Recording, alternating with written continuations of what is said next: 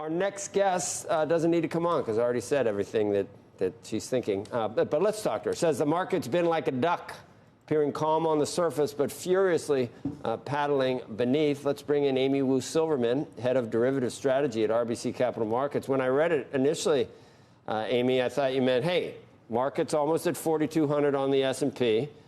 It's NASDAQ's up 20%. If it looks like a duck, walks like a duck, and quacks like a duck, it's a duck. It's a new bull market. But that's not what you meant. You meant that, as I just said, you can't tell what's really going on underneath. Yeah, I mean, who knows? I guess it could be like a duck in that way. We'll see certainly how the debt ceiling resolves itself. Yeah, you know, what I meant was just it's appeared very calm, both from an equity perspective, Joe, but also from a volatility perspective. And the reality is there's been these violent sector rotations underneath. So, you know, your headline VIX numbers are pretty muted. But if you look at the demand for VIX going higher, that's actually at historic highs. So there is concern. It's kind of forward looking. And because we always talk about consensus and we use that as a contrary indicator, I was fascinated by what you're talking about with the VIX. Okay, so we wouldn't know from looking at it about all the call volume, which is expecting maybe a spike in the VIX. I guess you'd have to say it's similar to what we've seen in bills. It has to do with the debt ceiling, doesn't it? That's exactly right. So, you know, one of the charts that I've been looking at right now is if you just plot the VIX right now, year to date, against where we were in 2011, which was obviously a contentious debt ceiling, you know, the VIX was muddling around in and about now as well. But you start to hit those summer months, you start to hit those 11th hour discussions, and VIX actually spiked up to 48. And then it spent the whole summer in and around 30. So, you know, more than 10 full points above where we are now. And it still ended higher than 20. And I think the reason you're seeing this historically high demand for calls, essentially for VIX going higher from here, is because we're wondering if we're getting the 2011 playbook. And obviously, you know, the higher VIX goes, the more the market is drawing down.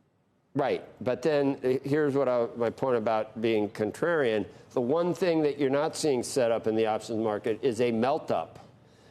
In other words, and one of the reasons that the VIX, you're saying the reason the VIX is where it is now is because it's all in call volume. There's no put volume whatsoever, which makes me think if nobody's betting on a melt up, you know, that might be more likely. I'm not sure they get paid off for buying all the calls. Yeah, you know, look, I've been traveling these past few weeks. I've seen investors in Europe and the US and Canada. And I have to tell you, it's just consensus bearishness out there. You know, it's pretty consensus. And that does always make me kind of ask the question, what's the scenario that nobody is pricing? I can tell you definitively, the options pricing is not pricing any sort of up crash scenario, like you say. So look, if we do get some sort of miraculous congressional kind of detente and things go smoothly and it actually gets resolved much earlier than people expect, the market's not positioned that way at all. You're right. Yeah, but on the flip side, and I have given, you know, if anyone was watching in D.C., it's early. I know those people, I don't know if they get up.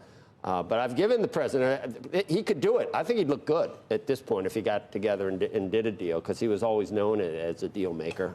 Sometimes I think he's listening to the wrong people at this time. But the other thing that you said, though, is that sometimes these people down there need a sell-off in the equities markets to finally get off get out of their chair and do something. Yeah, it's interesting because there's sort of this kind of like metacognition going on, if you will, a little bit kind of tail that wags the dog. I think Congress is very aware that the equity markets can be a tool. So, you know, maybe you need the drawdown first before you get the action. This is one of those interesting things where, you know, we speak to investors about the debt ceiling, and I don't think anybody truly thinks there's going to be a default.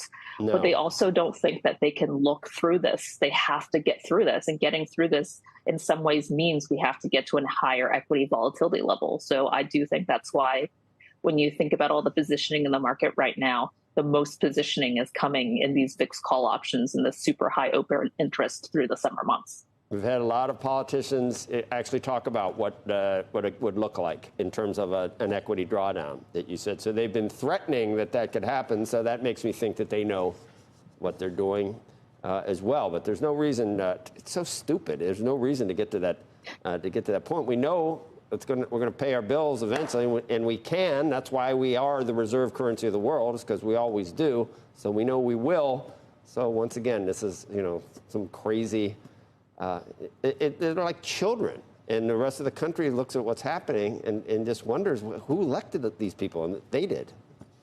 Anyway, Amy, I'm not asking you. You don't need to comment on that, but thank you. And it's always informative to have you on, and because if all you did was look at the overall averages, you don't see any of this stuff, any of the paddling furiously by the duck. Yeah.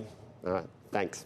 Well, it could be a buying opportunity. So yeah, I like the whole melt up scenario, because if it's not being taken into account by anyone, then typically that's something, there's a possibility it happens.